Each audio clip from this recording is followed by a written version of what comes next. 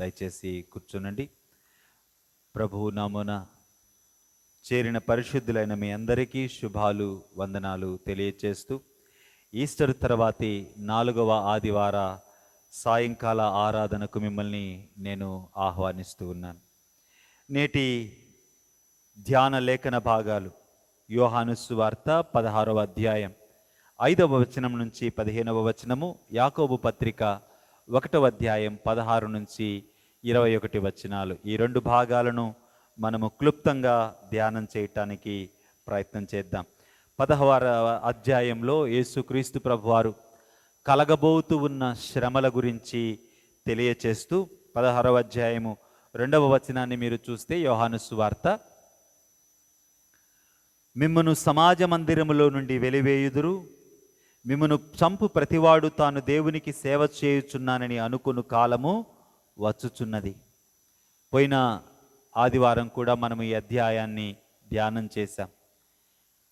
మనుషులు మరొక మనిషిని చంపుతూ, మరొక మనిషిని వ్యతిరేకిస్తూ, తృణీకరిస్తూ, అవమానపరుస్తూ భయంకరమైన జీవితాన్ని ఎందుకు బ్రతుకుతారు అంటే జవాబు ఇక్కడ ఉంది మనకు.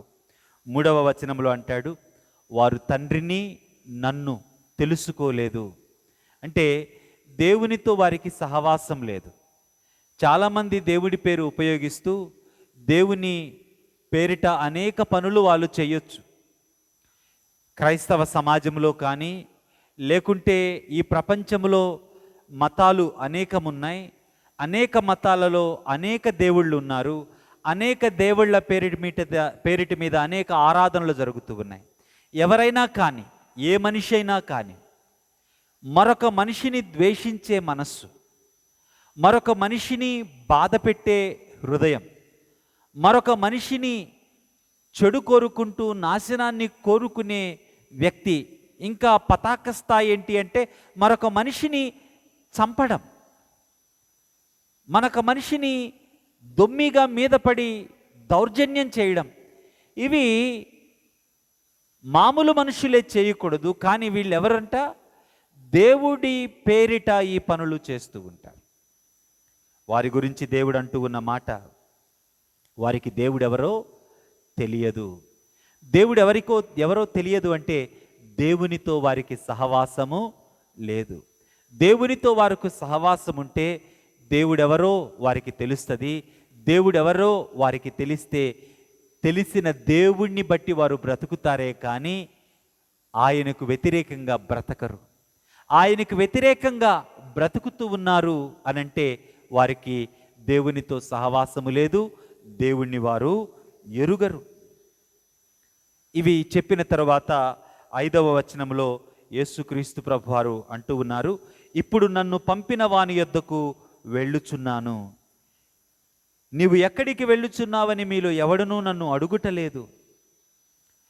అంతకుముందు యేసుక్రీస్తు ప్రభువారిని పేతురు అడిగాడు 13వ అధ్యాయంలో. 14వ అధ్యాయంలో ఇదే యోహాను సువార్తలో తోమా కూడా అడిగాడు, అయ్యా నీవెక్కడికి వెళుతూ ఉన్నావు? నీవెక్కడికి వెళ్తున్నావో మాకు తెలియదు కదా, నిన్ను మేము ఎలా వెంబడిస్తాము అని ప్రశ్నించారు. కానీ యేసుక్రీస్తు ప్రభువారు ఇక్కడ, నేను ఎక్కడికి వెళుతున్నాను మీరు నన్ను అడగట్లేదు అని అంటున్నాడు. 5వ వచనంలో నన్ను పంపిన వాని యొద్దకు నేను వెళుతున్నాను అని నేను ఎక్కడికి వెళుతున్నాను మీరు అడగట్లేదు అని అన్నట్టులో అర్థం ఏంటి అంటే, 6వ వచనంలో దాని అర్థం చెప్తాడు. ఏంటి? యేసుక్రీస్తు ప్రభువారు కలగబోతూ ఉన్న శ్రమల గురించి మాట్లాడాడు. 2, ఆయన తండ్రి యొద్దకు వెళ్ళిపోబోతూ ఉన్నాడు అన్న సంగతి మాట్లాడాడు. ఈ 2 సంగతులు మాట్లాడేసరికే వారి హృదయము వేదనతో నింపబడ్డది. 6వ వచనం చూడండి, నేను ఈ సంగతులు మీతో చెప్పినందున మీ హృదయము దుఃఖముతో నిండి ఉన్నది. వారు బహు దుఃఖముతో నిండి ఉన్నారు. పోయినసారి కూడా మనము పోయిన ఆదివారం సాయంత్రం ఆ దుఃఖము ఎందుకు వారు అంత ఇమోషనల్ ఇంబ్యాలెన్స్లో ఉన్నారో, ఎందుకు అంత బాధపడుతూ ఉన్నారో మనము ఆలోచన చేశాము.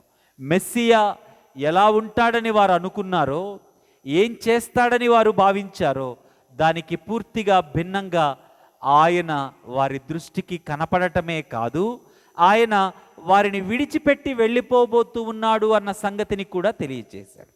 వారు అనుకున్నారు, మెస్సియా మాతో సదాకాలం ఉంటాడు, యూదా రాజ్యాన్ని, ఇశ్రాయేలీయులకు దేశాన్ని స్థాపిస్తాడు, ఇశ్రాయేలీయుల శత్రువులందరినీ నశింపచేస్తాడు, వారి రక్తం చిందిస్తాడు. కానీ దానికి భిన్నంగా యేసుక్రీస్తు ప్రభువారు అన్నారు, వారు నన్ను పట్టుకుంటారు, నన్ను బలవంతంగా వారు తీర్పులో నిలబెడతారు, నా మీద నిందలు వేసి తీర్పు తీర్చి నన్ను అవమానిస్తారు, నా రక్తాన్ని కారుస్తూ శిలువపైకి ఎక్కించి నన్ను మరణానికి అప్పగిస్తారు, నేను పాతి పెట్టబడబోతూ ఉన్నాను అన్న మాట వారికి పదే పదే పదే చెప్పాడు. ఆ మాటను వారు అంగీకరించలేకపోతూ ఉన్నారు. పేతురైతే ఒక స్థాయిలో ఇది నీకు దూరమవునుగాక అని గద్దించడాన్ని కూడా మనము చూస్తాం. అంటే వారు అడగటం దేవుని యొక్క ఉద్దేశాన్ని గ్రహిస్తూ, అయ్యా ఎక్కడికి వెళుతూ ఉన్నావని ఎప్పుడూ అడగల. మీరు ఆలోచన చేయండి, యేసుక్రీస్తు ప్రభువారు మాట్లాడితే, యేసుక్రీస్తు ప్రభువారు మాటలు విన్న సమరయ స్త్రీ తన చేతిలో కుండను విడిచిపెట్టి ఆమె తన గ్రామములోనికి వెళ్ళి అనేకులకు సువార్త చెప్పింది, అనేకులను ప్రభు దగ్గరకు నడిపించింది, తన బ్రతుకును ఆమె మార్చుకుంది. ఆలోచన చేయండి, ప్రభువారి ఉద్దేశాన్ని అర్థం చేసుకున్నప్పుడు, ప్రభువారి ఉద్దేశాన్ని అర్థం చేసుకోవడం అంటే దేవుని చిత్తాన్ని అర్థం చేసుకోవడం. దేవుని చిత్తాన్ని అర్థం చేసుకున్నప్పుడు నీ బ్రతుకు రూపాంతరం చెందుతుంది. దేవుడు ఆలోచించిన కోణంలో నీవు ఆలోచించడానికి ప్రయత్నించినప్పుడు నీ బ్రతుకు మారుద్ది. వారి బ్రతుకు మారలా, బదులుగా యేసుక్రీస్తు ప్రభువారు చేయబోతూ ఉన్న సంగతిని ఆటంకపరుస్తూ, యేసుక్రీస్తు ప్రభువారు వారిని విడిచి వెళ్ళిపోతాడు అన్న సంగతిని దుఃఖంగా భావిస్తూ దుఃఖంతో నిండి ఉన్నారు. కాబట్టి నువ్వు ఎక్కడికి వెళుతూ ఉన్నావన్న ప్రశ్నను వారు వేయలేని పరిస్థితిలో ఉన్నారు. కాబట్టి యేసుక్రీస్తు ప్రభువారు అంటున్నారు, అయ్యా నన్ను పంపిన వాని యొద్దకు నేను వెళుతున్నాను, మీరు ఈ మాట నేను చెప్పాను కాబట్టి బాగా దుఃఖంతో ఉన్నారు, మీ ఆలోచనలు, మీ భవిష్యత్ ప్రణాళికలన్నీ కూడా తారుమారైపోయాయి, కాబట్టి ఏం చేయాలా అన్న గందరగోళంలో మీ హృదయం ఉంది, కాబట్టి నేను ఎక్కడికి వెళుతూ ఉన్నానో మీరు నన్ను ప్రశ్నించట్లేదు అని చెప్పి 7వ వచనానికి వచ్చేసరికి ఆయన అంటాడు, ఒక సత్యాన్ని వాడితో మాట్లాడుతూ ఉన్నాడు. ఏ దుఃఖములో అయితే వారు ఉన్నారో, ప్రభు దగ్గరికి వెళ్ళడం, తండ్రి యొద్దకు ప్రభువు తిరిగి వెళ్ళడం దుఃఖముగా భావిస్తూ ఉన్నటువంటి శిష్యులతో ప్రభువారు మాట్లాడుతూ ఉన్న సత్యం ఏంటి అంటే, మిమ్మల్ని విడిచి నేను వెళ్ళిపోవడం మీకు మంచిది. ఏంటంట, యేసుక్రీస్తు ప్రభువారు శిష్యులను విడిచిపెట్టి వెళ్ళిపోవడం మీకు మంచిది. ఎందుకు మంచిది, ఎలా మంచిది? అదే వచనంలో ఆయన అంటాడు, నేను వెళ్ళిపోవుట వలన మీకు ప్రయోజనము, నేను ఒకవేళ వెళ్ళకపోతే ఆదరణకర్త మీ యొద్దకు రాడు, నేను వెళ్ళకపోతే ఆయనను మీ యొద్దకు పంపలేము. అంటే ఆదరణకర్త రావడం నేను మీ దగ్గర ఉండడం కంటే ప్రయోజనం. అది యేసుక్రీస్తు ప్రభువారు చెప్పింది. యేసుక్రీస్తు ప్రభువారు వెళ్ళిపోవడం ఎలా ప్రయోజనం? స్వయాన త్రిత్వదేవునిలో 2వ వ్యక్తి అయిన క్రీస్తు ప్రభువారు వారి మధ్య ఉన్నాడు. సృష్టిని చేసిన వ్యక్తి ఆయన, మానవ విమోచన జరిగించబోతూ ఉన్నవాడు ఆయన. ఆయన వెళ్ళిపోవడం వలన వారికి ఎలా ప్రయోజనం? అప్పటికి ఆయన ఇంకా మరణించలా. మరణించినట్లయితే వారి పాపములకు విమోచన కలుగుతుంది. ఆయన మరణిస్తే వారి పాపములకు విమోచన కలుగుతుంది. వారి యొక్క పాపములకు విమోచన కలిగితే వారిలో నివసించటానికి పరిశుద్ధాత్ముడు దిగి వస్తాడు. ఇది వీరికి ఎలా ప్రయోజనం? ఇది వారికి ఎలా ప్రయోజనం అంటే, యేసుక్రీస్తు ప్రభువారు ఒక ప్రాంతానికి భౌతికంగా పరిమితమై ఒక కాలములో నివసిస్తూ ఉన్నవాడుగా ఉన్నాడు. ఆయన ఆ గుంపుకు, ఆ ప్రాంతానికి ఆయన పరిమితమయ్యాడు. కానీ ఆయన మరణించి పాతిపెట్టబడి తిరిగి లేపబడడం అంటే ఆ మరణాన్ని తండ్రి అయిన దేవుడు అంగీకరించడం. తండ్రి దగ్గరకు తిరిగి వెళ్ళడం అంటే ఏ ముద్రలైతే ఆయన మీద వేశారో, నువ్వు పాపివి, నువ్వు తప్పుడస్తుడివి, నువ్వు దోషివి అని తమ అధికారాన్ని ఉపయోగించి ఏ తీర్పులైతే తీర్చి ఆయనను సిలువకు అప్పగించారో ఆ తీర్పులన్నీ తప్పు, ఆయన నిర్దోషి, ఆయన నీతిమంతుడు అని తెలియపరచబడడం మాత్రమే కాదు, ఆయన పరిశుద్ధుడు, నీతిమంతుడు అని తండ్రి అంగీకరించినట్లు. అలా అంగీకరించబడుట వలన పరిశుద్ధాత్ముడు వారిలోనికి వస్తాడు. పరిశుద్ధాత్ముడు బయట ఉండడు, లోపలికి వస్తాడు. ఆయన మధ్యలో ఉండడు, లోపలికి వచ్చి నీలో నివసిస్తాడు. 11వ వచనాన్ని 12వ వచనాన్ని చూస్తే, నేను మీతో చెప్పవలసినవి ఇంకనూ అనేక సంగతులు కలవు, కానీ ఇప్పుడు మీరు వాటిని సహించలేరు. నేను వెళ్ళిపోతాను మీ దగ్గర నుంచి అంటేనే వారు తట్టుకోలేకపోతున్నారు. యేసుక్రీస్తు మరణాన్ని వారు ఆకలింపు చేసుకోలేకపోతూ ఉన్నారు, గ్రహించలేకపోతూ ఉన్నారు. అంటే దైవ కోణములో వారు తమ తలంపులను అలైన్ చేసుకోలేకపోతూ ఉన్నారు. కాబట్టి వారు దుఃఖముతో, బహుదుఃఖముతో నిండి ఉన్నారు. కాబట్టి యేసుక్రీస్తు ప్రభువారు అంటున్నాడు, అయ్యా మీరు దుఃఖపడవలసిన అవసరం లేదు, నేను మీ మధ్య నుంచి వెళ్ళిపోవడం మీకు ప్రయోజనం. నేను మీ వెలుపల ఉన్నాను, ఇదిగో నేను పంపువాడు మీ లోపలికి వస్తాడు, మీలో ఉంటాడు, మీలో ఉండి మిమ్మలను తండ్రి దగ్గరకు తీసుకొని వస్తాడు. పోయిన వారం మనం ఈ ఆలోచన చేశాం. 22వ వచనము 23వ వచనము చూస్తే, ఆ దినమున మీరు దేని గూర్చి నన్ను అడగరు, మీరు తండ్రిని నా పేరిట ఏమి అడిగినను ఆయన మీకు అనుగ్రహించును అని మీతో నిశ్చయముగా చెప్పుచున్నాను. ఎప్పుడైతే పరిశుద్ధాత్ముడు నీలోనికి వస్తాడో, క్రీస్తు ద్వారా తండ్రితో సహవాసములోనికి నీవు వెళతావు. పరిశుద్ధాత్ముడు నీలోనికి రావటానికి ప్రభువు నీ మధ్య నుంచి తండ్రి యొద్దకు వెళ్ళిపోవాలి. అప్పుడు ప్రభువైన యేసుక్రీస్తు పరిశుద్ధాత్మను నీ యొద్దకు పంపిస్తాడు. ఇది నీకు ప్రయోజనకరమైన సంగతి. అంటే ప్రయోజనకరమైన సంగతులు యేసుక్రీస్తు ప్రభువారు తన శిష్యులతో మాట్లాడుతూ ఉంటే శిష్యులు వాటిని అర్థం చేసుకోలేదు, బదులుగా ఆయన చెప్తూ ఉన్న వాటిని వ్యతిరేకిస్తూ ఉన్నారు. మనము కూడా అంతే. దేవుని యొక్క హృదయము మనలో లేకపోతే, దేవుని కోణములో మనము ఆలోచించలేకపోతే, మనము చేస్తూ ఉన్నవి, మనము కావాలనుకుంటున్నవే రైట్, మంచివి అని అనుకుంటూ బ్రతికేస్తూ ఉంటాం. దేవుడి దగ్గర నుంచి వచ్చేవి ఎంత శ్రేష్టమైనవైనా సరే వాటిని మనము పట్టించుకోము. వాటి యొక్క గొప్పతనం మనకు అర్థం కాదు. ఈరోజు లేఖన భాగములో ప్రాముఖ్యమైనది అది. ఎందుకు అది అంత ప్రయోజనకరం?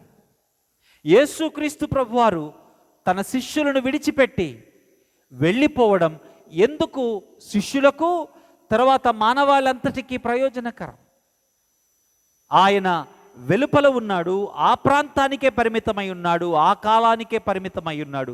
కానీ పరిశుద్ధాత్ముడు వస్తే నీలోనికి వస్తాడు, ప్రపంచమంతటా ఆయన ఉంటాడు, అన్ని కాలాలలో ఆయన ఉంటాడు. 8వ వచనానికి మనము వస్తే, 8వ వచనములో యేసుక్రీస్తు ప్రభువారు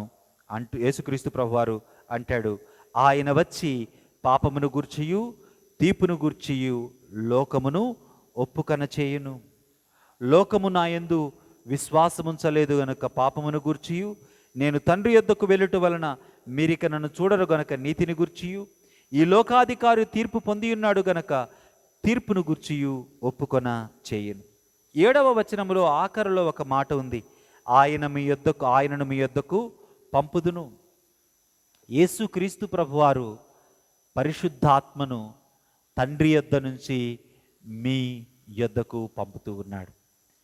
త్రిత్వదేవుని యొక్క గొప్పతనాన్ని, త్రిత్వదేవుని యొక్క ఐక్యతను మనం ఇక్కడ స్పష్టంగా చూడొచ్చు. ఆలోచన చేయండి. ప్రభు అయిన యేసుక్రీస్తు ప్రభువారు దేవుడు, పరిశుద్ధాత్ముడు దేవుడు. కానీ యేసుక్రీస్తు ప్రభువారు అంటారు, నా తండ్రి పంపితేనే నేను మీ వద్దకు వచ్చాను, నా తండ్రి మాటలు నేను వింటూ ఉన్నాను, ఆ మాటలే మీతో చెప్తూ ఉన్నాను, నా స్వంత మాటలు ఏమీ నేను చెప్పట్లేదు అంటాడు. అంతేకాదు, నా తండ్రి చెప్పిన సంగతులే నేను చేస్తూ ఉన్నాను, కానీ నా స్వంత సంగతులు ఏమీ చెయ్యట్లేదు అని అంటాడు. అలాగే పరిశుద్ధాత్ముడు కూడా ఉన్నాడు. పరిశుద్ధాత్ముని గురించి ప్రభు అయిన యేసుక్రీస్తు వారు అంటూ, నేను పరిశుద్ధాత్మను పంపుతాను. పరిశుద్ధాత్ముడు నాలోని సంగతులను తీసుకొని, చూడండి 14వ వచనం, చూడండి 13వ వచనం, అయితే ఆయన అనగా సత్యస్వరూపిణి ఆత్మ వచ్చినప్పుడు మిమ్మల్ని సర్వసత్యములోనికి నడిపించుటూ, ఆయన తనంతట తానే ఏమీయూ బోధింపక వేటిని వినునో వాటిని బోధించి సంభవింపబోవు సంగతులు మీకు తెలియచేయును. 14, ఆయన నా వాటిలోనివి తీసుకొని మీకు తెలియచేయును గనక నన్ను మహిమపరచును. అంటే 15వ వచనంలో కూడా తండ్రికి కలిగినవన్నీవి నావి. అంటే కుమారుడు తండ్రి దగ్గర నుంచి వచ్చాడు, కుమారుడు తండ్రి మాటలనే వింటూ ఉన్నాడు, కుమారుడు తండ్రి చెప్పిన సంగతులనే చేస్తూ ఉన్నాడు. అలాగే పరిశుద్ధాత్ముడు కుమారుడి ద్వారా పంపబడ్డాడు. పరిశుద్ధాత్ముడు కుమారుడు చెప్పిన సంగతులే చెబుతూ ఉన్నాడు. కుమారుడు చెప్పిన సంగతులనే పరిశుద్ధాత్ముడు చేస్తూ ఉన్నాడు. దీని అంతట్లో ఫైనల్గా ఎక్కడికి వెళ్తుంది సైకిల్? తండ్రి దగ్గరికి వెళ్తుంది కదండి. అంత తండ్రి దగ్గరికి తిరిగి వెళ్తుంది. ఎందుకని? తండ్రే చేయొచ్చు కదా ఇవన్నీ, ఎందుకు కుమారుణ్ణి పంపాడు? తండ్రే చేయొచ్చు కదా ఇవన్నీ, ఎందుకు పరిశుద్ధాత్మను పంపాడు? మనుషులంగా దైవిక పరిశుద్ధత మనకు అర్థం కాదు. దైవిక పరిశుద్ధత ఎంత గొప్పదో తెస్సలోనిక సంఘానికి పౌలు భక్తుడు రాస్తూ అంటాడు, సమీపింపరాని తేజస్సులో ఆయన మాత్రమే వసించుచు అమరుండయ్యున్నవాడు. సమీపింపరాని తేజస్సు అంటే ఏంటి? అసలు దాని దగ్గరికి ఎక్కడికి మనం ఎవరము వెళ్ళలేం. అన్అప్రోచబుల్ లైట్. యెషయా గ్రంథములో దేవదూతలు దేవుణ్ణి ఆరాధిస్తూ ఉన్న దర్శనాన్ని యెషయా భక్తుడు చూసినప్పుడు ఏం జరిగిందండి? 2 రెక్కలతో అవి ఎగురుతూ ఉన్నాయి, 2 రెక్కలతో తమను కప్పుకున్నాయి, ఇంకా ఏమంటూ ఉన్నాయి? పరిశుద్ధుడు, పరిశుద్ధుడు, పరిశుద్ధుడు. చూడలేకపోతూ ఉన్నాయి దేవుణ్ణి. మోషే అడిగాడు, అయ్యా ఒకసారి నిన్ను చూడాలని ఉంది. ఏమన్నాడు? నన్ను చూడలేవు. దేవుని వాక్యం పదే పదే స్పష్టం చేసే సంగతి, ఏ నరుడు దేవుణ్ణి చూసి ఉండలేదు, చూడలేరు. ఎందుకు? పరిశుద్ధుడు ఆయన. పరిశుద్ధుడైన దేవుణ్ణి పాపి అయిన మనిషి చూడలేడు. పాపి అయిన మనిషికి సంగతి అర్థము కాదు. పరిశుద్ధుడైన దేవుడు సమీపింపరాని తేజస్సులో ఉండేవాడు. ఆయన గురించి హబక్కూకు గ్రంథం 3వ అధ్యాయములో ఒక మాట వ్రాయబడింది.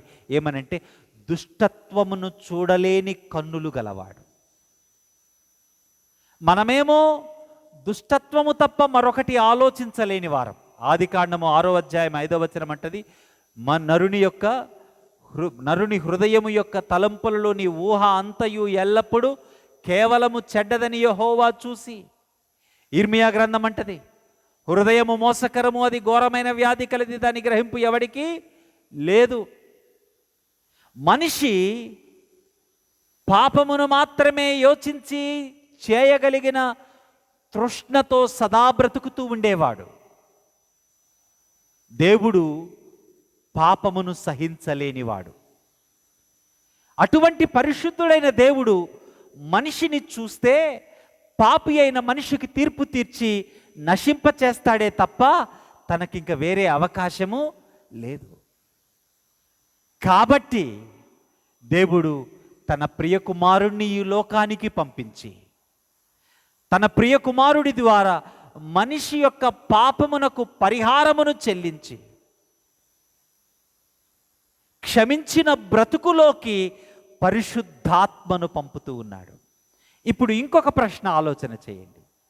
తండ్రి అయిన దేవుడు, కుమారుడు, పరిశుద్ధాత్ముడు, త్రియేక దేవుడు. మనకు అర్థం కాదు ఈ సంగతి. ఒక్కడే దేవుడు, ముగ్గురు వ్యక్తులు. మనము గ్రహించలేమి విషయాన్ని. అయితే మీరు ఆలోచన చేయండి. తండ్రి దేవుడు, కుమారుడు దేవుడు, పరిశుద్ధాత్ముడు దేవుడు.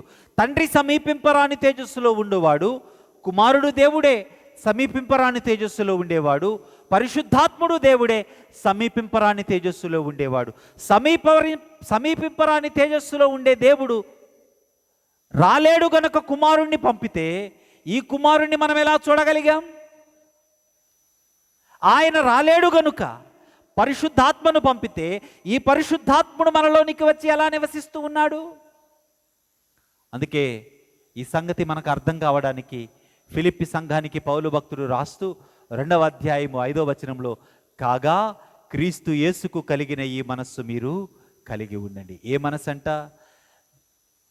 తండ్రితో కూడా ఉండుట విడిచిపెట్టకూడని భాగ్యమని ఎంచుకొనక తనను తాను రిక్తునిగా దాసుని స్వరూపము ధరించి శిలువ మరణమంతగా తనను తాను ఎంప్టీ చేసుకున్నాడు. తన మహిమను ప్రక్కకు పెట్టాడు.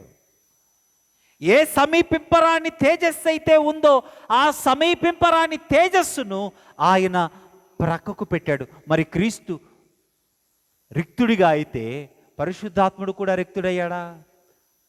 ఆలోచిస్తూ ఉన్నారా నా మాట? తండ్రి పరిశుద్ధుడు కనుక మనిషి చూడలేడు, సమీపించలేడు కనుక తన కుమారుని పంపాడు. ఆ కుమారుడు రిక్తుడై తనను తాను ఎంతగా ఎంప్టీ చేసుకున్నాడు, ఖాళీ చేసుకున్నాడంటే ఒక మనిషి చూడగలిగి, ఒక మనిషి దేవునితో సంభాషించగలిగే స్థాయికి తనను తాను రెడ్యూస్ చేసుకున్నాడు ఆయన. కాబట్టి ఆనాడు మనుషులు ఆయనను చూడగలిగారు. మరి పరిశుద్ధాత్ముడు నీలో నివసిస్తూ ఉన్నాడు కదా, ఆయన తన సమీపింపరాని తేజస్సును ఆయన తగ్గించుకున్నాడా? ఏం జరిగింది?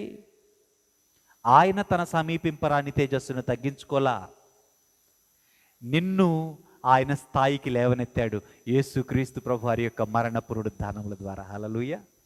ఎంత గొప్ప సంగతి ఇది! ఆలోచన చేస్తూ ఉన్నారా? తండ్రి ఎంత గొప్ప ప్రేమను కనపరుస్తున్నాడో చూడండి. ఎంత మహిమాన్వితమైన ప్రేమను తండ్రి కనపరుస్తున్నాడో ఆలోచన చేయండి. సమీపించలేవు ఆ తండ్రిని కనుక తన కుమారుడు ఆ తండ్రికి నిన్ను నన్ను చేర్చటానికి తనను తాను రిక్తుడిగా చేసుకొని ఈ లోకానికి వచ్చి నీలాగా నాలాగా బ్రతికి నిర్దోషిగా జీవించి మన పాపమంతటి కొరకై ఆయన మరణాన్ని అనుభవించాడు. ఆయన మరణమును జయించి తిరిగి లేచుట ద్వారా నీతి అంటే ఏంటో ప్రపంచానికి తెలియపరచబడింది. ఆ మరణాన్ని అంగీకరించుట ద్వారా మన పాపము పరిహరించబడింది. మన పాపము పరిహరించబడింది కాబట్టి నీవెవరివిప్పుడు? ఎవరివి నీవు? పరిశుద్ధుడవు, చైల్డ్ ఆఫ్ గాడ్. నీవు పరిశుద్ధుడవు గనక, చైల్డ్ ఆఫ్ గాడ్వి గనక ఇప్పుడు నీలోకి ఎవరు వస్తూ ఉన్నారు? పరిశుద్ధాత్ముడు వచ్చి నివసిస్తూ ఉన్నారు. ఆ పరిశుద్ధాత్ముడు క్రీస్తు ద్వారా, చూడండి అసలు ఎంత బ్యూటిఫుల్ అలైన్మెంట్, దేవుని చిత్తం ఎంత గొప్పదో చూడండి. ఈ పరిశుద్ధాత్ముడు నీలో నివసిస్తూ యేసు క్రీస్తు ద్వారా ఎక్కడ తీసుకెళ్తున్నాడు? తండ్రి దగ్గరికి తీసుకెళ్తున్నాడు. మరలా చూడండి 23వ వచనాన్ని చదవండి. ఆ దినమున మీరు దేని గూర్చియు నన్ను అడగరు, మీరు తండ్రిని నా పేరిట అడుగుతారు. మీరు తండ్రిని నా పేరిట అడుగుతారు. ఇప్పటి వరకు మానవలోకానికి తండ్రితో సంబంధం లేదు. కారణం పాపులై ఉన్నారు, తండ్రిని సమీపించలేని స్థితిలో ఉన్నారు. కాబట్టి యేసుక్రీస్తు ప్రభువారు అన్నారు, అయ్యా నేను వెళ్ళిపోవడం మంచిది, నేను వెళ్ళిపోవడం మంచిది. నేను వెళ్ళిపోతే పరిశుద్ధాత్మను నేను పంపుతాను. పరిశుద్ధాత్మ వస్తే నాలోని సంగతులు తీసుకొని మీకు తెలియచేస్తాడు. పరిశుద్ధాత్మ వచ్చి నాలోని సంగతులు తీసుకొని మీకు తెలియచేస్తాడు కదా, అప్పుడు నన్ను మహిమపరుస్తాడు. ఇప్పుడు కొద్దిగా ఇంకొకటి కూడా ఆలోచన చేద్దాం. చూడండి 13వ వచనములోనే 14వ వచనం, ఆయన నా వాటిలోనివి తీసుకొని మీకు తెలియచేయును గనుక ఏమనుంది, నన్ను మహిమపరచును అనుంది కదా. పరిశుద్ధాత్ముడు క్రీస్తులోని సంగతులు తీసుకొని నీకు తెలియచేస్తాడు. కాబట్టి ఎవరు మహిమపరచబడతారు? క్రీస్తు మహిమపరచబడతాడు. ఇప్పుడు క్రీస్తు ఎక్కడి నుంచి తీసుకున్నాడు అదే సంగతులను? తండ్రి దగ్గర తీసుకున్నాడు. తుదకి ఎవరు మహిమపరచబడాలి? ఎవరు మహిమపరచబడతారు? తండ్రి అయిన దేవుడు మహిమపరచబడతాడు. అందుకే మనుష్యుల ఎడల, మనుష్యుల ఎదుట మీ సత్క్రియలు కనబడనీయండి. ఎందుకు?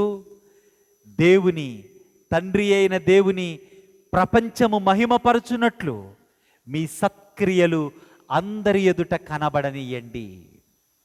చూడండి ఎంత గొప్పగా దేవుని యొక్క ఉద్దేశము నెరవేర్చబడుతుందో చూడండి. తండ్రి అయిన దేవుడు సమస్తాన్ని ప్రణాళిక చేశాడు. He planned everything. ఆయన ప్లాన్ని పర్ఫెక్ట్గా ఇంప్లిమెంట్ చేయటానికి యేసుక్రీస్తు ఈ లోకానికి పంపబడ్డాడు అనుటలో ఎంత గొప్ప సంగతి ఉంది అంటే, కంప్లీట్గా క్రీస్తు ప్రభువారు తండ్రికి సరెండర్ అయ్యాడు. నేను కూడా దేవుణ్ణే, నువ్వు చెప్పేది ఏంది అనలా.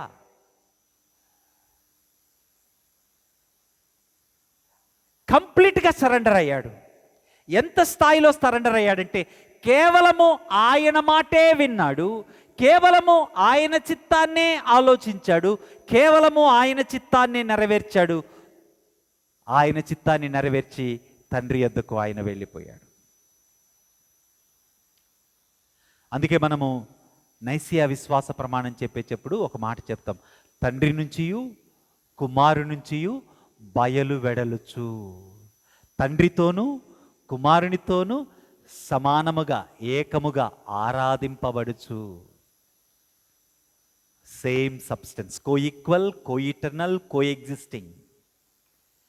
ఎంత ఐక్యత ఉందో చూడండి త్రియేక దేవునిలో. ఈ త్రియేక దేవుడు ఎంత మహిమాన్వితంగా మానవాళిని తనతో సమకూర్చుకోవటానికి ఎంత గొప్పగా ప్రణాళిక చేశాడో చూడండి. ఇదంతా కూడా ఎక్కడికి తీసుకువెళ్తుందో కూడా నేను మీతో మాట్లాడతాను. ఆలోచన చేయండి. ఎంత గొప్ప ప్లాన్ ఆఫ్ గాడ్. అసలు ఏమిటి నీ గురించి ఇంతగా ఆలోచించాల్సిన అవసరం ఏంటి దేవుడికి కదా? ఇంతగా నీ కోసం ఆయన ఆలోచించి తన కుమారుడిని పంపించి, తన కుమారుడు మరణించి నిన్ను పరిశుద్ధుడిగా చేసి, పరిశుద్ధుడైన నీలోనికి పరిశుద్ధాత్ముడు వచ్చి ఏం చేస్తాడంటే, ఆయన 3 సంగతులు చేస్తాడు. ఏంటివి? పాపాన్ని గురించి, నీతిని గురించి, తీర్పును గురించి ఒప్పింపచేస్తాడు.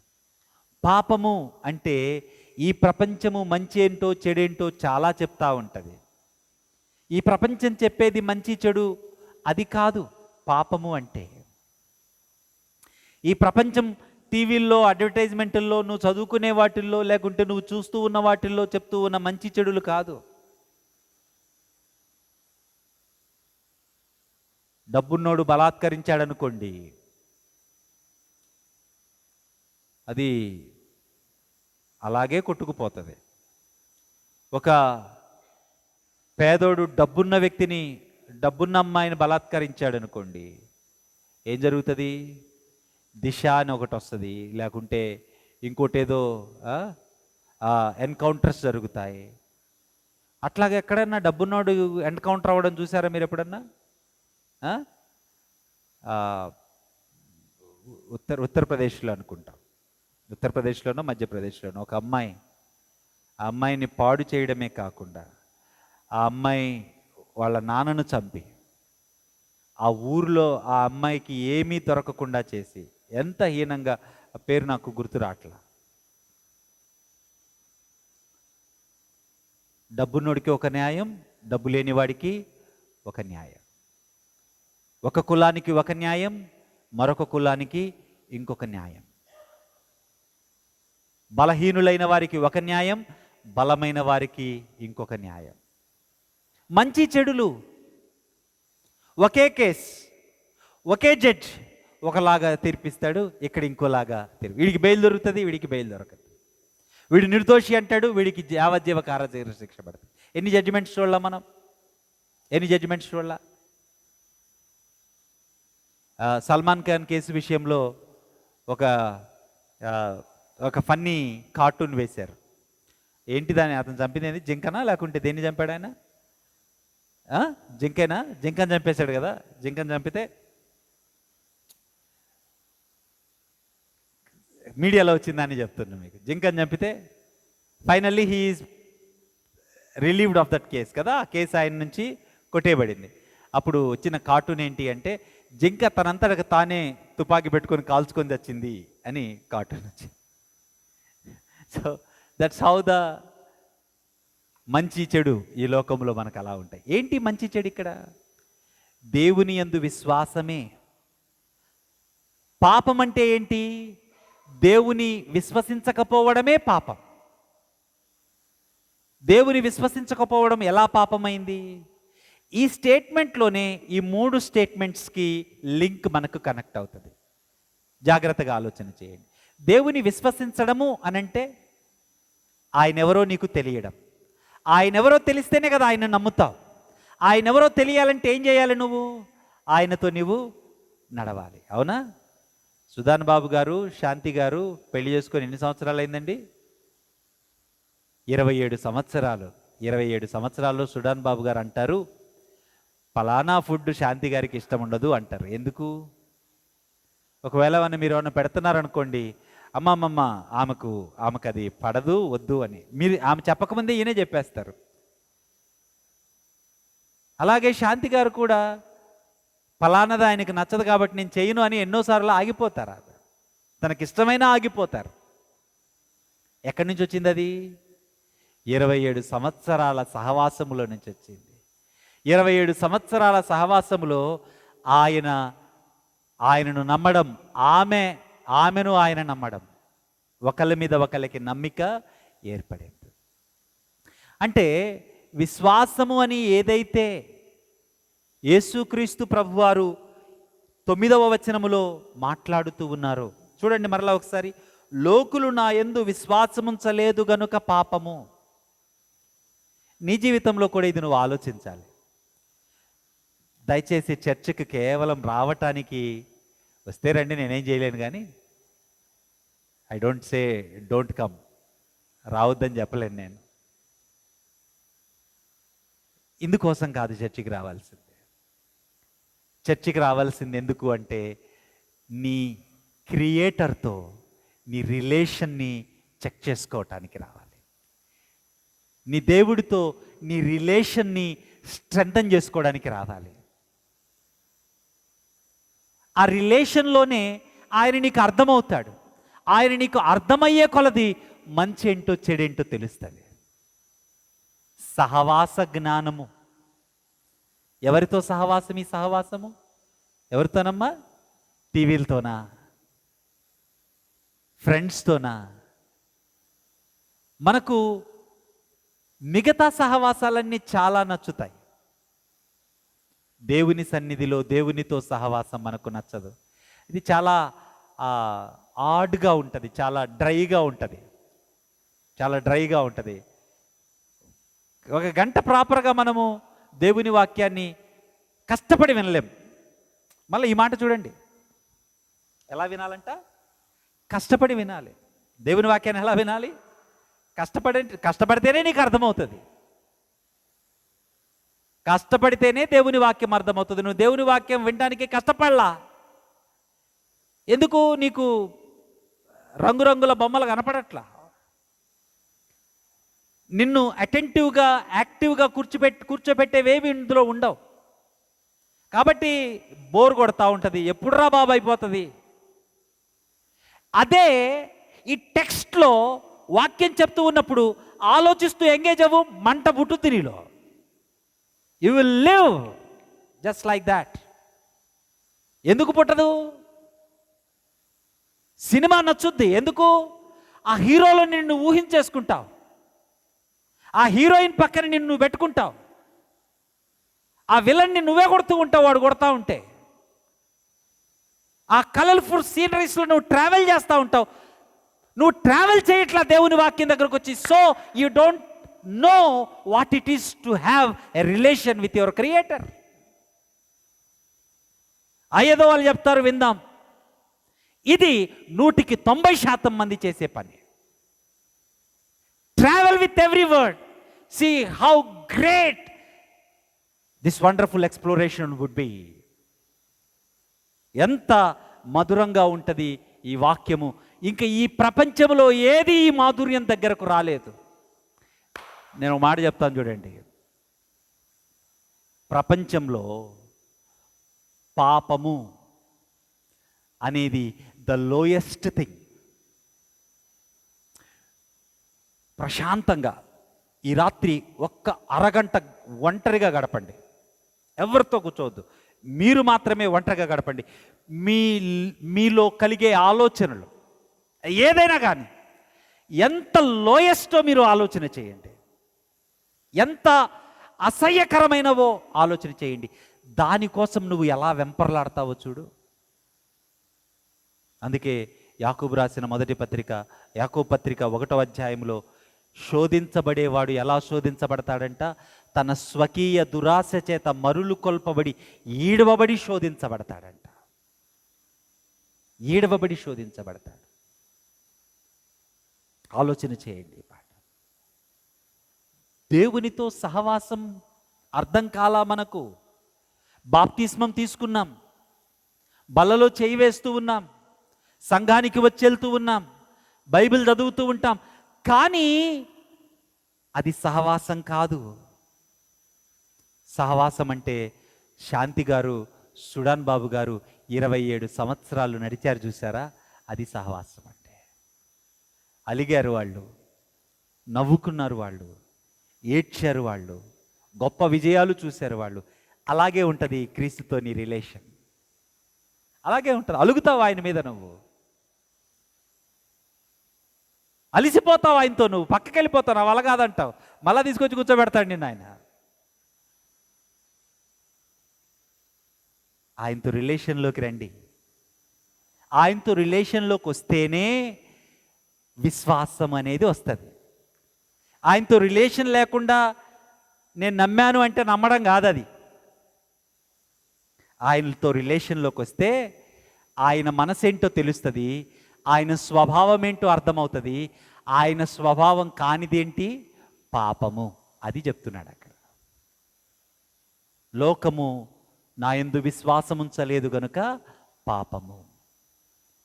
లోకము ఆయనతో సహవసించదు కనుక ఆయనెవరో తెలియదు, ఆయనెవరో తెలుసుకోదు. ఆయనెవరో తెలియదు, ఆయనెవరో తెలుసుకోదు కనుక ఆయన యందు విశ్వాసం ఉంచదు.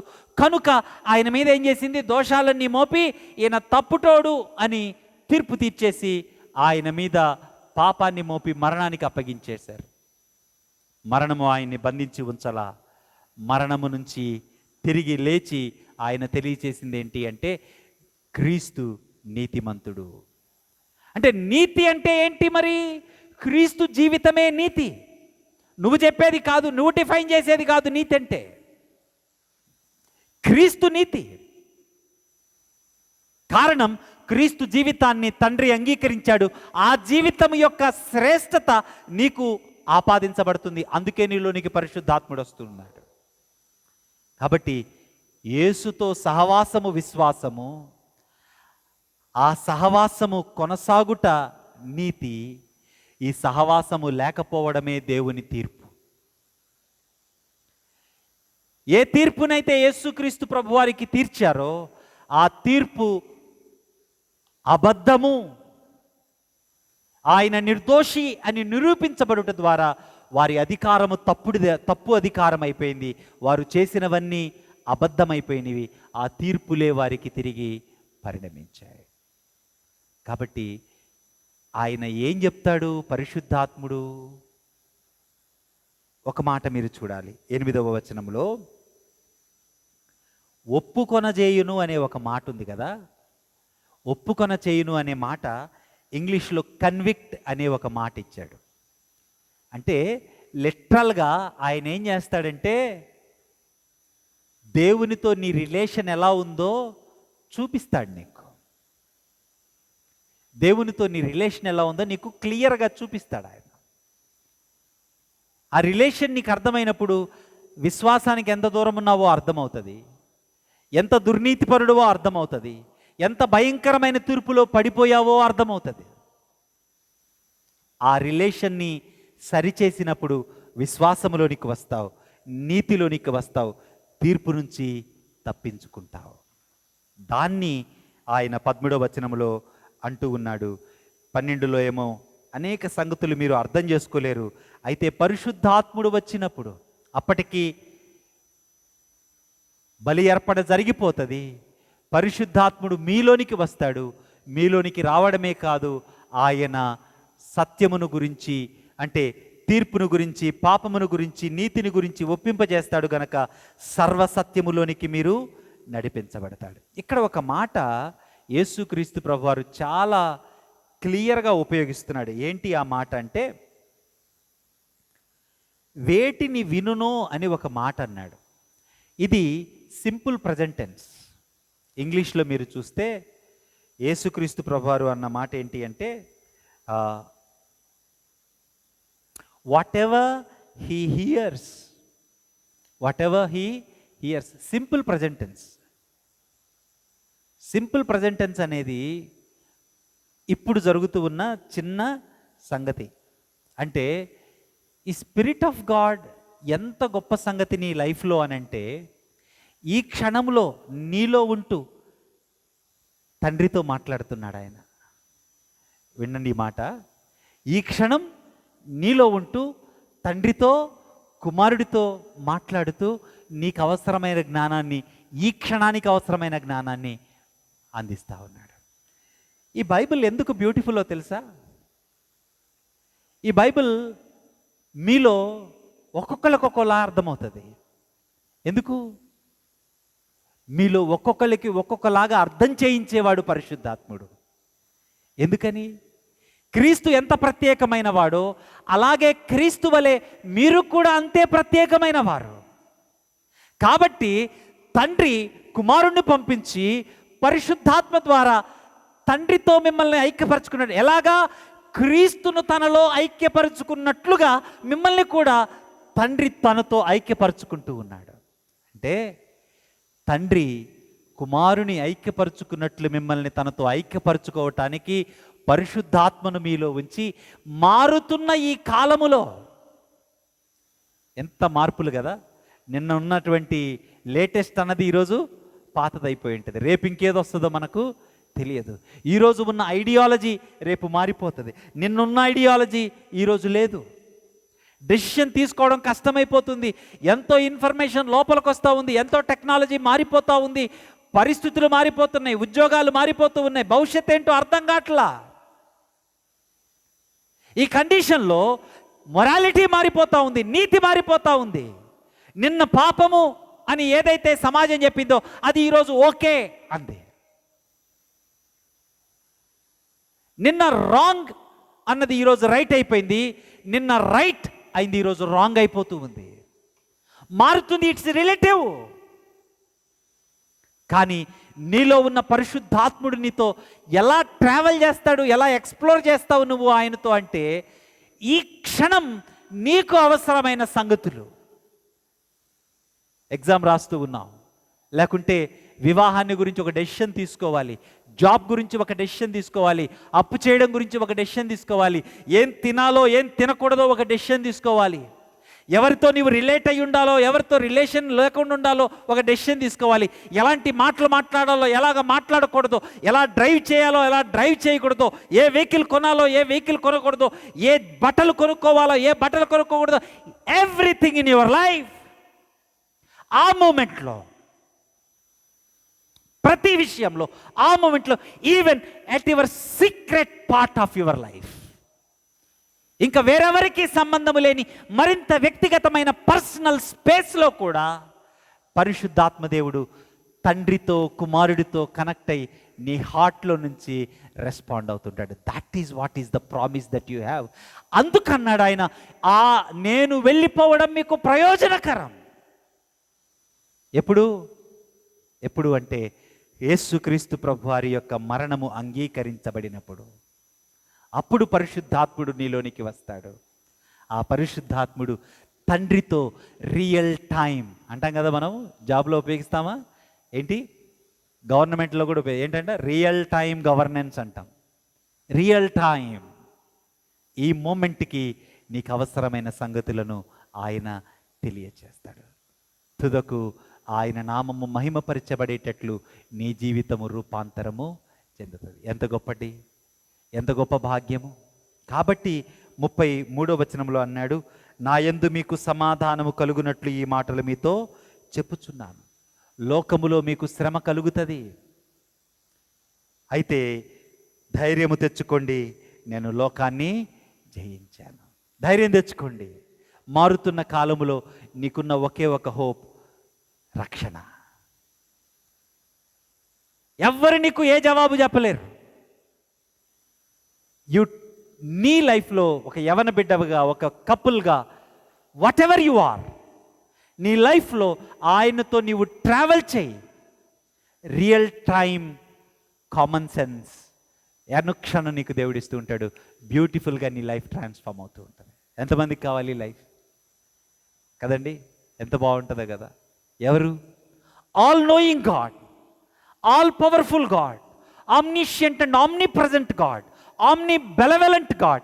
ఈయన నీలో ఉండి రియల్ టైం నీతో కమ్యూనికేట్ చేస్తూ ఉంటే ఎంత బ్యూటిఫుల్ ఆ లైఫ్. పొడుస్తూ ఉంటే, రాళ్లతో కొడతా ఉంటే రియల్ టైం గవర్నెన్స్ ఒకసారి మాట్లాడుకుందామా? రియల్ టైం గవర్నెన్స్ స్టెఫన్ లైఫ్లో ఆలోచన చేయండి. ఏం చేశాడు స్టెఫను? కొడుతుంటే రాళ్లతో నొప్పి ఒకవైపు అనుభవిస్తూ ఉన్నాడు, కానీ ఏం ప్రార్థన చేశాడు? ఈ తప్పు వీరి మీద మోపక్కు తండ్రి. నీ లైఫ్లో దేవునితో నడవడం అంటే ఏంటో అర్థమవుతుంది. ఎందుకు నీవు పుట్టావో ఆ గొప్ప కార్యము నెరవేరేంత గొప్పగా నీ బ్రతుకు మార్చబడుతుంది. ఏ పరిస్థితినైనా దాటుకుంటూ వెళ్ళి దేవుని నామాన్ని మహిమపరచటానికి నిన్ను నీవు నిత్యము నూతనపరచుకుంటావు. అటువంటి గొప్ప కృపను త్రియేక దేవుడు మీకు అందరికీ అనుగ్రహించునుగాక. సమస్త జ్ఞానముకు మించిన దేవుని సమాధానము యేసుక్రీస్తు వలన మీ హృదయములకును తలంపులకును కావలియుండునుగాక. ఆమేన్. దయచేసి కూర్చోనండి.